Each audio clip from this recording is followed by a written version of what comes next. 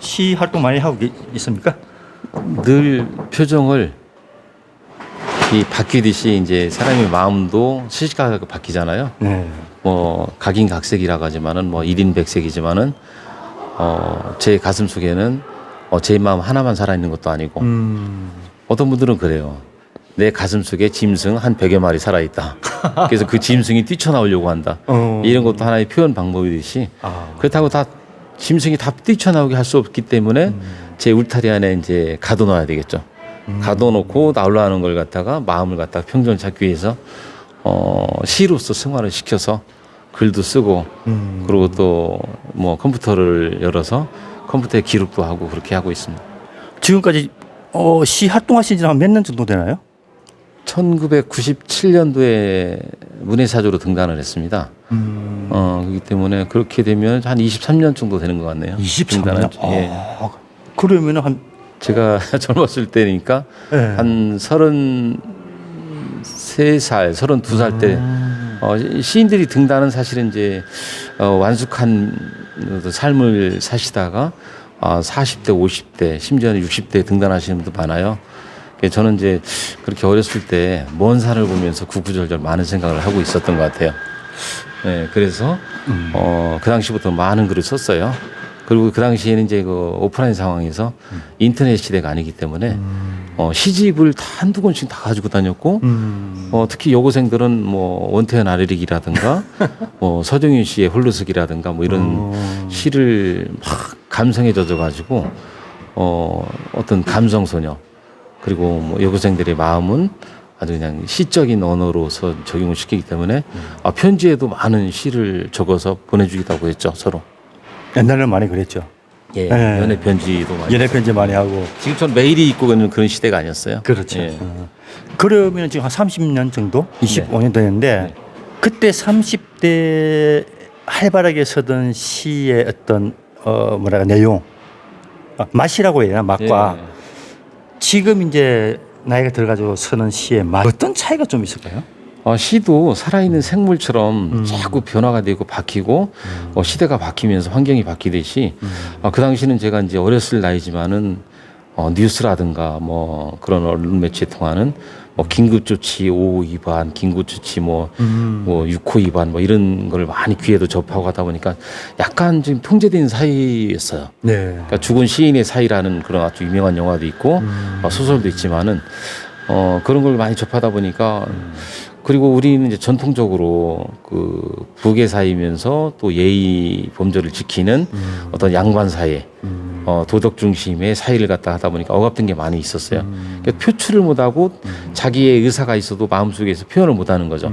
그냥 안녕하세요 오면은 이렇게 밝게 웃으면 되는데 공손하게 안녕하십니까 어르신 뭐 이런 시대를 살다 보니까 뭔가를 표현하고 싶었는데 표현이 안 되니까 나중에 글로서 이제 시를 많이 썼어요.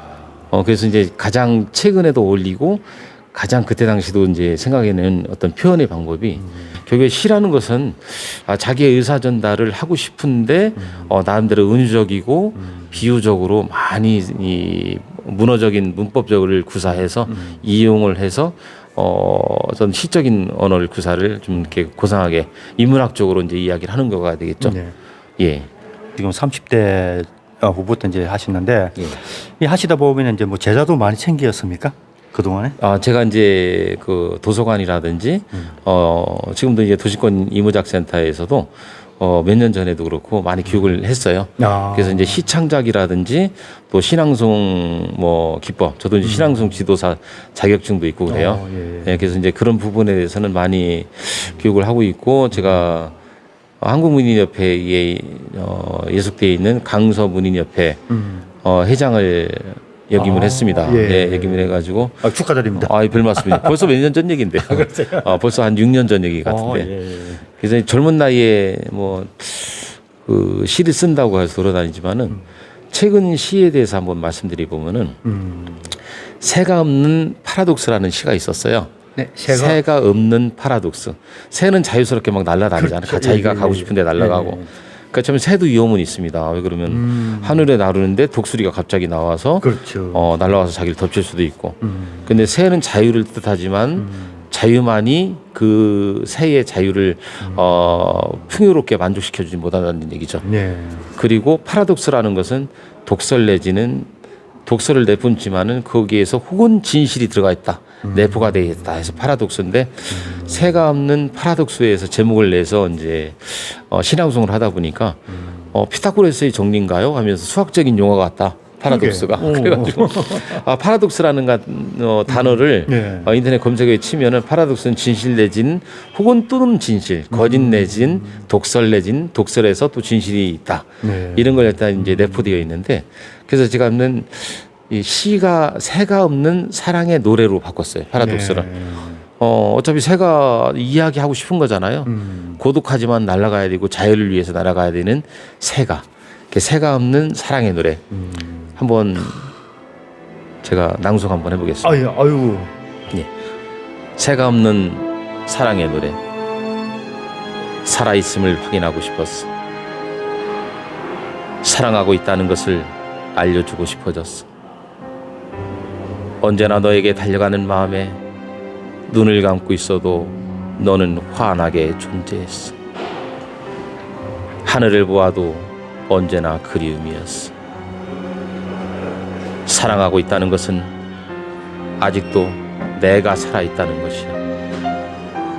내가 살아있다는 것은 너가 살아있기 때문이야. 세상이 아름다워졌어. 세상이 아름다워졌어. 너가 있는 한 세상은 나의 천국이야. 너가 있는 한 세상은 나의 천국이야. 제시는 되게 짧습니다. 이렇게. 이거는 무슨 비유를 한 겁니까? 같이 동행을 하면서 네. 친구도 좋고 연인도 좋고 가족도 좋고 다 언젠가는 필요한데 필요하지만은 소중함을 몰라요. 그렇죠. 그래서 결국에는 이별이 있고 헤어짐이 있는데 가족 간의 헤어짐, 이별 아니면은 사별도 있습니다. 그렇죠. 집안에 어떤 한 분이 연로하셔서 이제 지병으로 투병을 하다 돌아가신 분이 있으면은 나중에 이제 상을 치르면서 보내드렸을 때 그 눈물이 처절하게 나면서 조금 더 잘해줄 걸 왜 네. 이렇게 잘해주지 못했을까 하면서 후회할 때도 있는데 아니면은 또 연인지간에 애틋하게 너가 있는 한 세상은 지금 이 순간이 천국이다. 그래서 소중하다는 의미를 이제 내포한 거죠. 막 애틋하게 막 사랑하고 싶을 때 너가 있는 한 세상은 나의 천국이야. 네가 떠나면 아무것도 세상은 없는 거야. 아무것도 남는 것이 아니야. 이런 것을 이제 결국에 역설적으로 표현을 한 게 되겠죠. 지금 선생님 같은 경우에는 목소리도 굉장히 좋으십니다. 감사합니다. 목소리 좋고 억양도 좋고 너무 표현도 좋고 다 좋은데 이는 제자들은 이제 시 쓰는 사람들은 이제 교육을 하다 보면은 예. 따로 있던가요? 아니면 이렇게 노력하면 되던가? 아니면 노력해도 안 되는 분도 있던가요? 원래 이제 천성적으로 예. 표현을 잘 하시는 분이 있어요. 그렇겠죠. 근데 이제 그거는 이제 살아온 환경이라든지 어떤 교육적인 어떤 그 인프라의 과정에서 자기도 모르게 체득이 되시는 분도 있고 예. 그리고 시는 어려워. 왜 이렇게 어렵지 하시는 분도 있지만은 결국에는 가장 쉽게 표현하면은 사람은 태어나면서부터 울어요. 그렇죠. 이것도 아기가 태어나면서 자기를 봐달라는 표현 의식입니다. 이게 그렇죠. 배고프다 해가지고 울 수도 있고 자기를 알아달라고 울 수도 있고 그렇지만은 이제 결국에는 자라오면서 결국엔 소리 언어로 해서 표현을 많이 하지만 소리 언어를 한 다음에 그다음에 그 소리 언어를 전달받아서 이렇게 문어체로 낱말을 쓰는 것도 이제 시적인 시를 작성을 한다고 그러죠. 그렇기 때문에 머릿속에 있는 마음속에 있는 생각을 표현하는데 직설적으로 표현하는 게 아니라 직설적으로 표현하면 나 배고파 이러잖아요. 그렇지만 나 운동을 너무 많이 했더니 몸이 피곤해. 지금 뭐 허기져. 이런 허기져 했을 때도 뭔가를 먹고 싶다, 배고프다 이런 걸 표현하듯이 비유적으로 은유적으로 많이 표현을 하는 겁니다. 그래서 시라는 것은 결국에 세 가지예요. 일기처럼 길게 편지처럼 길게 쓴다 하더라도 결국에는 비유를 어떻게 해버렸느냐. 내 마음은 호수요. 내 마음은 천사와 같다. 당신 마음은 왜 이렇게 아름다울까요? 당신 마음은 호수 안에 뭐 반짝반짝거리는 물결 같습니다. 하듯이 그렇게 표현을 하는 방법이 있고 예. 그리고 가감하게 주어하고 목적어 서술어가 중복이 된다든가 필요가 없을 때는 이제 삭제해버렸어. 삭제를 시켜야죠. 그걸 갖다 생략이라고 합니다. 생략. 예. 삭제라니까 좀 말이 또 강하 보이니까 생략한다. 그것도 생략이라죠. 보십시오. 비유법을 써야 되고, 써야 되고 그 과감하게 주어 목적어 서술어가 필요가 없을 경우에는 생략을 생략을 하고, 그 다음에 은유를 타야 되는데 요즘 현대 시인은 자유시입니다. 그래서 예전에 정영 씨 같은 경우는 3434, 뭐 3535에서 계속 이렇게 시조 쪽으로 구분이 돼 있지만은 지금은 이제 한글 낱말로 그렇게 구성하기가 이제 힘들고 자유시 현대시다 보니까 행이 있으면 일행이 있고 이행, 삼행, 사행이 있는데 그걸 갖다가 단락을 또 나눠 가지고서 연을 구분을 시켜줍니다. 네. 그래서 소설도 그렇고 편지도 그렇고 기승전결이 있고 처음에 시작하는 말부터 해서 전환되는 말 그리고 결과가 어떻게 되는 것인가 해서 기승전결이 있는데 시도 짤막한 그 하나의 전문 중에서 행과 연을 구분시켜주면은 자연스럽게 은율과 리듬을 탈 수가 있어요. 네. 그래서 지금 시대적인 이 문체가 바뀌면서 산문시가 또 유행을 해요. 아. 예. 예전에 산문시는 뭐 이거 편지다, 수필이다, 그렇죠. 네. 뭐 소설이다 이렇게 생각했는데 지금 이제 시대가 많이 바뀌다 보니까 자기가 하고 싶은 이야기를 많이 써요. 그러다 보니까 편지 형식의 산문시를 쓰는데 산문시를 쓴다 하더라도 중간에 하나 정도의 연을 구분을 시켜주면은 기승전결을 만들어 주면은 되게 시의 전달이 쉽고 결국엔 시는 자기 혼자 쓰는 것도 있지만은 자기 혼자 만족해도 좋아요. 네네. 그렇지만은 기존에 유명하신 시인분들도 있지만은 이분들의 시를 따라한다는 것은 이분들의 시인이 내 마음을 대변해서 독자들이 높이 평가를 하고 있기 때문에 시가 나오는 거잖아요. 그렇죠. 평가되고. 네. 그렇기 때문에 시를 졌으면은 다른 독자들이 많이 읽어줘야 되고 그리고 시인이 시를 졌다 하더라도 시인이 어떤 생각을 가지고 시를 썼는지 굳이 밝힐 필요는 없어요. 그건 독자가 자기 마음에서 자기 입장에서 제3자의 입장에서 시를 평가하고 시를 받아들이는 것에 따라서 시는 다시 한번 재평가되는 것입니다. 예. 그래서 시인이 이거는 국가를 위해서 헌신하기 위해 가지고 뭐 국가시야, 애국시야, 그리고 사랑시야 이런 걸 갖다 표현 안 해도 시는 독자에 따라서 자기가 받아들였을 때 이거는 연애시야, 아니면 이거는 애국시야 이렇게 나타날 수 있는데 대표적인 것이 한용운 시인의 님의 침묵이죠. 예.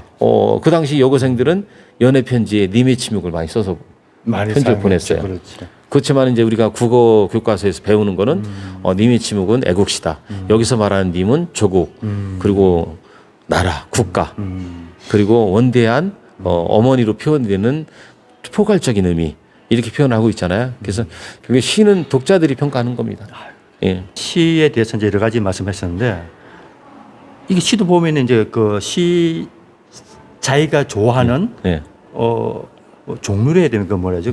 제가 듣기에는 선생님 지금까지 인문학 쪽으로 많이 이렇게 말씀하시는 것 같네요. 예. 저 같은 경우는 이제 예전부터 제 마음을 표현하는데 신앙송을 하기 쉽게끔 제가 이제 신앙송을 하다 보니까 신앙송을 하기 쉽고 메시지가 전달이 쉬운 시를 많이 쓰는 경향이 있는데 어느 분들은 그 나무에 나무로는 아픔이 있다 했을 때 지금 현 시국이라든가 옛날 시국을 생각했을 때 이 사람은 나라를 위해 가지고 쓴 시야. 그러게. 그 나라에 남무르는 아픔이 있다.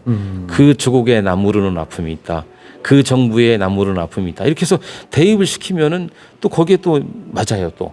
그렇네요. 그래서 분석을 어떻게 하느냐에 따라 차이가 있는데 제 시를 대체적으로 생각하면 이제 나름대로 이제 사람과의 인간관계에서 얽히는 시.